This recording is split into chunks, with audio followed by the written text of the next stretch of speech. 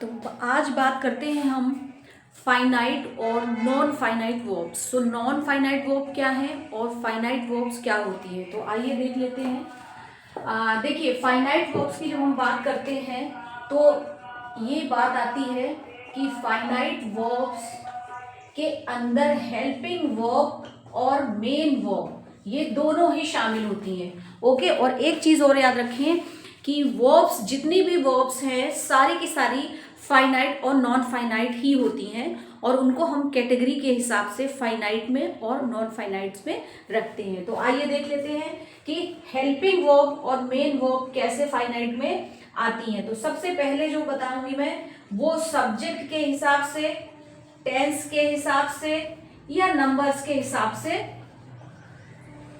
Change होती है।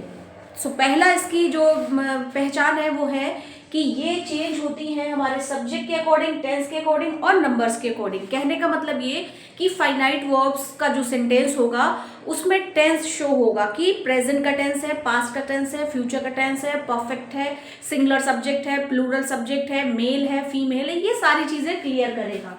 दूसरी बात इसके बारे में ये है कि ये सेंटेंस को कंप्लीट मीनिंग देता है,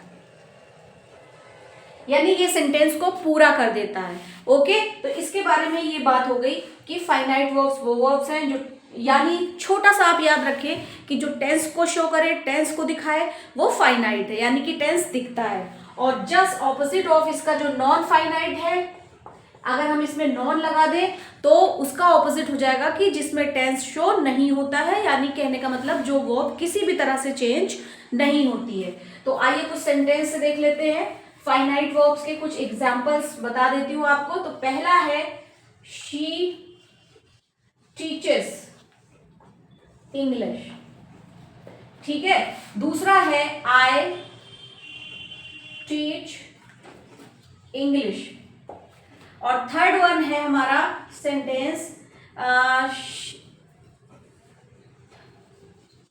Ravi will go to school. अब आप एक चीज देखिए, सॉरी मैं इसी सेंटेंस को बना देती हूं। Ravi will teach English. तो सेम सेंटेंस से ज्यादा बेटर समझ में आएगा आपके। तो हमारी जो ये है ये वर्ब है, और इसे हम फाइनाइट वर्ब्स क्यों कह रहे हैं, क्योंकि ये बदल रही है इसके हिसाब से। तो यहां पर हमने देखा जब एस और ईएस लगा है सब्जेक्ट के बाद, यानी कि टेंस दिख रहा है प्रेजेंट का इंडेफिनिट, ठीक है। और यहां पर आई जो है वो प्लूरल केस में यूज होता है, इसलिए सब्जेक्ट के बाद वर्ब में एस और ईएस हमने नहीं लगाया है। और बाकी सेंटेंस आप स्ट्रक्चर देख सकते हैं। रवि विल टीच, अब ये फ्यूचर को डिनोट कर रहा है, यानी फ्यूचर में वो पढ़ाएगा। तो देखिए टेंस, सब्जेक्ट और सेंटेंस सारा कुछ चेंज हो रहा है, तो उसके हिसाब से बदले वो फाइनाइट वर्ब्स है। तो आई थिंक आपको ये क्लियर हो गया होगा कि फाइनाइट वर्ब्स होती क्या है। अब हम बढ़ेंगे नॉन फाइनाइट वर्ब्स क्या है उनकी तरफ। तो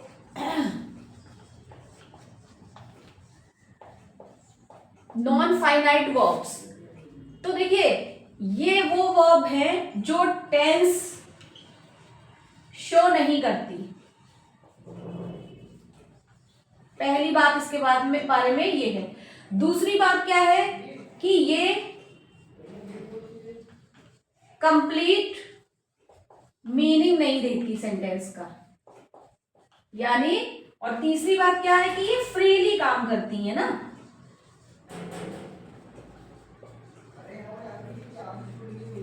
ठीक है, तो नॉन फाइनाइट वर्ब्स कौन सी वर्ब्स हैं कि they do not change according to subject, according to tense और according to sentence. Get this? तो ये स्ट्रक्चर इसका होता है। अब हम आते हैं सेंटेंस के ऊपर। सेंटेंस पे जाने से पहले मैं आपको बता दूं कि ये भी अपनी कैटेगरी को डिवाइड करेगी, यानी नॉन फाइनाइट, फाइनाइट का तो किस्सा वहीं पे ही हो गया खत्म कि जो वर्ब है वो कैसे हो रही है। लेकिन नॉन फाइनाइट की जब बात हम करते हैं तो इसमें सबसे पहला नाम आता है इन्फिनेटिव, दूसरा नाम आता है इसमें जीरेंड, और तीसरा नाम आता है पार्टिसिपल। तो ये चीज याद रखें कि फाइनाइट के कोई भी टाइप्स नहीं थे, लेकिन जब यहां पर देखा जा रहा है कि नॉन फाइनाइट के जो है 3 काइंड हैं, 3 टाइप्स है, इन्फिनेटिव, जीरेंड और पार्टिसिपल। तो जो इन्फिनेटिव है वो 2 प्लस वर्ब, यानी कि वर्ब की जो बेस फॉर्म होती है उसमें 2 लगा दो और ये इन्फिनेटिव बन जाता है। और जीरेंड की बात करते हैं तो वर्ब प्लस आईएनजी, तब हमारा जीरेंड बन जाता है। पार्टिसिपल जो है ये अपने आप में क्या है, खुद ही 3 है, तो ये चीज याद रखें। पार्टिसिपल कोई एक नहीं है, पहले तो नॉन फाइनाइट के 3 टाइप्स हैं, उसके बाद ये दोनों तो अपना अलग अलग काम कर रहे हैं, लेकिन पार्टिसिपल जो है वो है एक प्रेजेंट पार्टिसिपल, दूसरा है पास्ट पार्टिसिपल, तीसरा है फ्यूचर नहीं बल्कि परफेक्ट पार्टिसिपल। ठीक है, तो इस चीज को समझ के चले आप, ये स्ट्रक्चर पे काम करेंगे। यानी नॉन फाइनाइट की जब हम बात कर रहे हैं तो ये अपने आप को 3 में डिवाइड कर रहा है। पहला पार्ट है आपका इन्फिनेटिव, दूसरा है जीरेंड और तीसरा है पार्टिसिपल। और इन्फिनेटिव किससे बनता है, वर्ब की फर्स्ट फॉर्म में पहले 2 लगाने से। और एक चीज याद रखिए, ये जो है क्या काम करता है, जो फाइनाइट वर्ब्स थी तो वो तो वर्ब्स का ही काम कर रही थी, दैट्स इट। लेकिन जो नॉन फाइनाइट वर्ब है ये वर्ब है, लेकिन ये वर्ब की तरह काम नहीं कर रही, बल्कि ये नाउन का काम करेगा, बल्कि ये एडजेक्टिव का काम करेगा, बल्कि ये एडवर्ब का काम करेगा।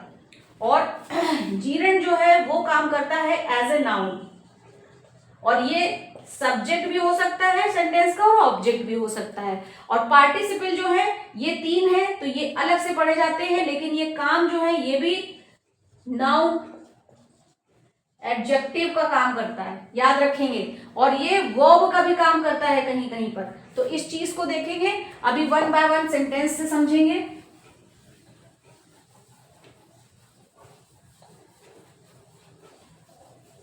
तो सबसे पहला नंबर जो हमारा है इन्फिनेटिव।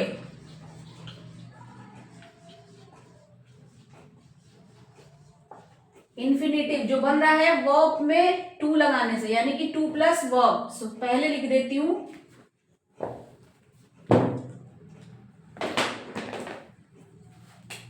2 plus verb. ठीक है, तो इसका सेंटेंस है I love to teach English. ये देखिए, ये एक सेंटेंस मैंने लिखा, I love to teach sentence. तो ये हमारा सब्जेक्ट हो गया, ये हमारी वर्ब है, लेकिन कौन सी, फाइनाइट वर्ब। अभी वो कैसे है मैं दिखाऊंगी अभी। और ये पूरा का पूरा क्या है, नॉन फाइनाइट वर्ब्स, और ये हमारा है ऑब्जेक्ट। ओके, तो इस चीज को समझिए ध्यान से। देखिए अब 1 more sentence I am just going to write down, she loves to teach English। अब आप एक चीज देखें कि यहां पर भी वही चीज है कि सब्जेक्ट वर्ब वो भी फाइनाइट और नॉन फाइनाइट वर्ब ये ऑब्जेक्ट, लेकिन फर्क कहां आ रहा है, लव में चेंजमेंट हो रहा है, ना कि टू टीच में। तो ये बात ये क्लियर करता है कि ये सेंटेंस में टेंस को नहीं बताता है, बल्कि ये किसी एडजेक्टिव एडवर्ब का काम करता है नाउन की तरह, और ये पूरे सेंटेंस को डिफाइन नहीं करता है। इसके बल पे पूरा सेंटेंस चलता है, लेकिन ये फ्रीली अपने हिसाब से चल रहा है। यहाँ चेंजमेंट हो रहा है, यानी कि कोई फाइनाइट वर्ब है। और अगर कोई बात कही जाए तो हाँ, एक सेंटेंस में फाइनाइट वर्ब और नॉन फाइनाइट वर्ब दोनों आ सकती है, जैसे कि आप इन सेंटेंसेस में देख रहे हैं कि एक तो लव फाइनाइट है और to teach non finite verbs है। तो और एक चीज इसके बारे में और याद रखें कि देखिए सेंटेंस मैं लिखा रहने देती हूँ, जैसे देखिए मैं हिंदी बता देती हूँ, मुझे पढ़ाना पसंद है। ठीक है, मुझे पढ़ाना पसंद है, यानी कि जब इन्फिनेटिव की हिंदी निकलती है तो ना, नी, ने, कुछ ये वाले वर्ड आते हैं। तो ये नोट पॉइंट में आप नोट इट डाउन कर सकते हैं कि जब इन्फिनेटिव की हिंदी यानी सिर्फ इन्फिनेटिव की, तो इसका टू टीच का मतलब होता है पढ़ाना।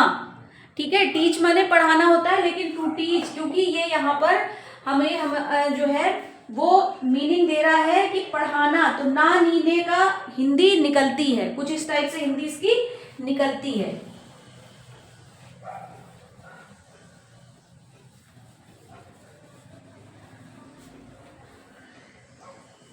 I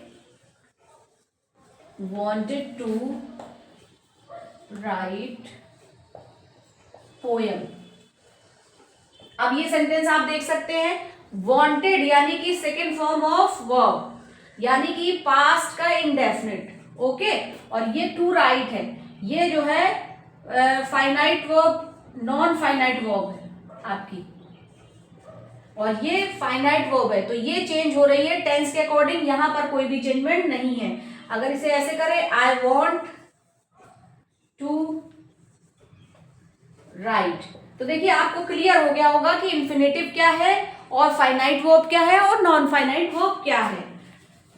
तो एक चीज और ध्यान में रखें कि इन्फिनेटिव हम क्यों यूज करते हैं, हम क्यों,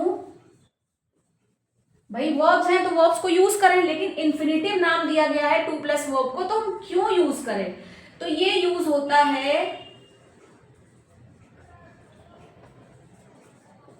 कारण या कोई पर्पस है या कोई उद्देश्य बताने के लिए।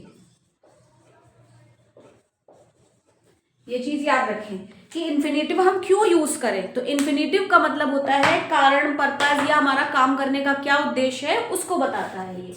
ओके, और अब 2 नंबर पे जो सेकंड नंबर था वो है आपका जीरेंड। जीरेंड, तो जीरेंड जो है वर्ब की बेस फॉर्म में आईएनजी लगाने से बनता है, 2 प्लस आईएनजी, और ये काम करता है नाउन की तरह। यहां पर ये वर्ब का काम नहीं करेगा, नाउन का काम करेगा। दूसरी बात, ये सब्जेक्ट और ऑब्जेक्ट दोनों हो सकता है, तो ये याद रखें कि ये नाउन का काम करता है,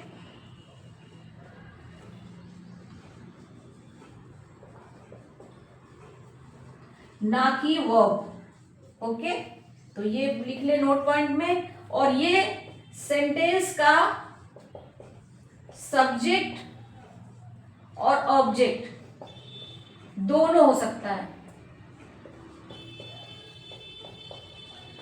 ये 2 पॉइंट याद रखने वाले हैं, बाकी इसमें कुछ है नहीं। तो इस चीज का बहुत खासा ख्याल रखें कि ये कहाँ यूज हो रहे हैं और कैसे यूज हो रहे हैं।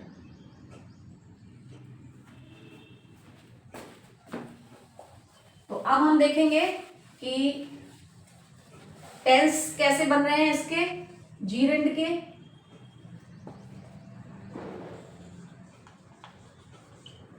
ये देखिए, डांसिंग इज एन आर्ट। देखिए डांसिंग, और हाँ एक चीज और याद रखिए कि जब जीरेंड की हिंदी निकालते हैं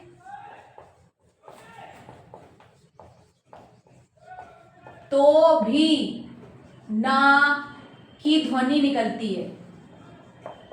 ये बात आप बिल्कुल अच्छे से याद रखें कि जब जिस तरह से इन्फिनेटिव की हम हिंदी निकालते थे तो उसमें हमारा ना की ध्वनि आती थी, और यहां पर भी ये है। तो इसका मतलब है कि नाचना एक कला है ना, या नृत्य करना, ये भी कह सकते हैं आप। तब देखिए दोनों ही सूरतों में ना आ रहा है। तो जब जीरेंड, पर्टिकुलर जीरेंड वर्ड जो है उसकी हिंदी निकालेंगे तो ना की ध्वनि निकालेगा। उसके बाद यहां पर देखिए डांसिंग जो है ये सब्जेक्ट के तौर पे काम कर रहा है। अब हम कह सकते हैं कि I like dancing very much.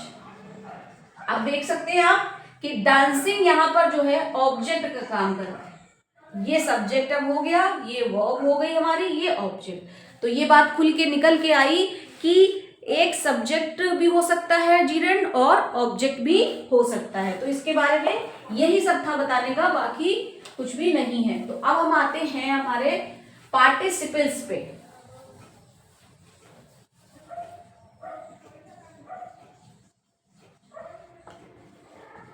Participle, अब जैसे कि मैंने बताया कि ये तो खुद ही अपने आप में 3 होते हैं। तो कैसे 3 होते हैं आइए देख लेते हैं। सबसे पहले कौन कौन से हैं ये।